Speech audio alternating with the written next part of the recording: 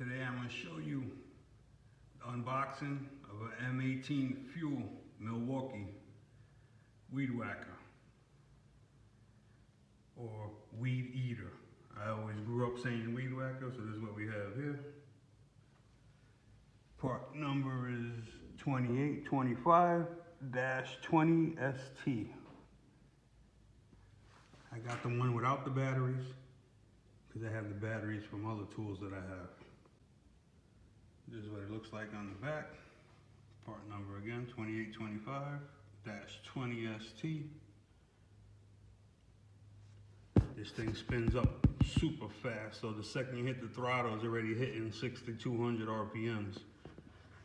The battery is supposed to last 1 hour, and that's when they rate it with the bigger battery.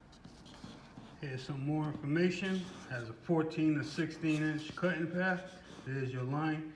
Like I said, 0.08 to 0.095.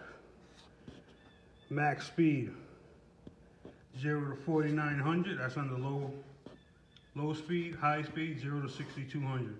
Low speed to make the battery last longer. Variable trigger. Bump it to make the threads come out. 72 inches long total. 9.85 pounds in weight, which is, you don't feel it. This is the battery I have, the 5.0, but they go all the way up to 8 or 9. And when you rate these for an hour, I'm sure this is going off of the biggest battery that they have. So we'll see how long the 5.0 lasts. This is the 5 amp battery. This could be used with a whole bunch of attachments, using the quick lock system, which is their new setup. You see you got an edger, hedge trimmer, pole saw, 3-foot extension. These batteries work with all these different equipments, as you can see here. So let's see what comes in the box. When you open the box, this is what you get. You get the instructions for the weed whacker, for the main head, the power head. Get your handle. Here's your string attachment that comes pre-loaded. Supposedly this holds anywhere from 20 to 25 feet of cord, depending on the thickness you use. So you could go from, I think, an 80 to a 95 in the thickness. The thicker you go, the longer it lasts. This is an easy to load system. Basically what you want to do is you're going to line them up. This red tab here with the body here. The red tab, you're going to take your 20 feet of cord, you're going to push it through from one side to the next, and you're going to pull them both out so they're even on both sides. And then all you do is grab the base here and spin this to wind them up, and it sucks it in. So that's a real quick way of loading them up. You don't have to take it apart and fight it like the old styles. Here's your hardware that comes with it, and I'll show you how to install it right now. Take your guard, this orientation like so, lines up with the 4 holes right here in the bottom of the, right here, like that. For using the provided Allen key, tighten it up with the 4 bolts right here, okay? After you get it started finger tight, like I said, Torx head, tighten them down all the way, okay?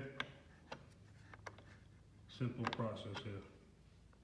Once you have these tightened up all the way, this part of the process is done. Next thing you're going to want to do is attach your handle.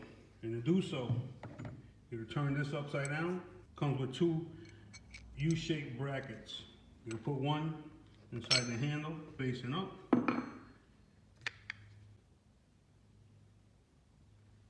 After you have the metal U-bolt in here, you're going to flip it over like so. You're going to put your pole in here. You're basically sandwiching it like so. After you have your pipe sandwiched with the 2 clamps and the bracket, you're going to take the bolt, Allen head bolt. You're going to drop it through on both sides. Then on the bottom, let me see if I can show you on camera. You see that hole right there? The nuts drop in there and they lock in there so they won't spin on you. So you can put your 2 nuts in there, tighten up your bolts, and you should be good to go. Make sure you tighten these down evenly on both sides. A little here, a little here, a little here, a little here. That's what it looks like with the bolts, with the nuts sunken in the groove to lock it into place.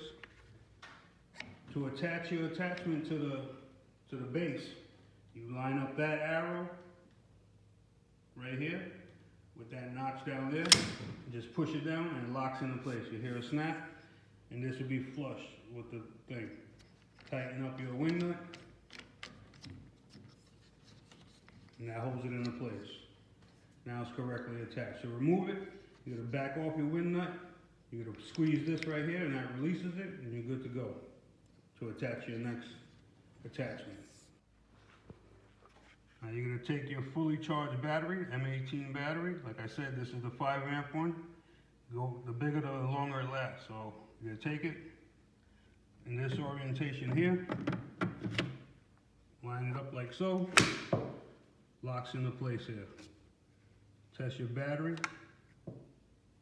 This one only has 2 bars, so we're gonna get full runtime out of this one. This is just a test.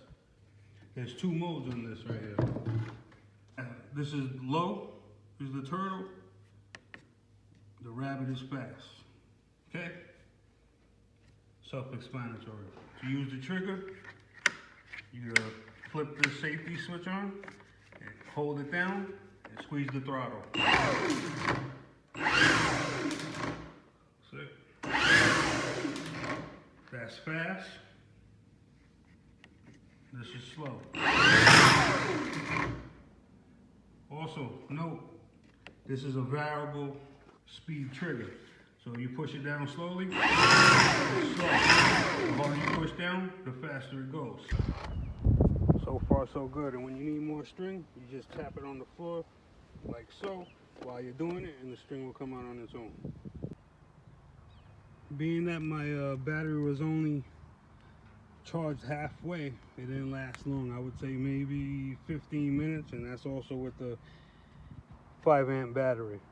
So you want longer time, get the bigger battery, have it completely charged, and you should be good to go.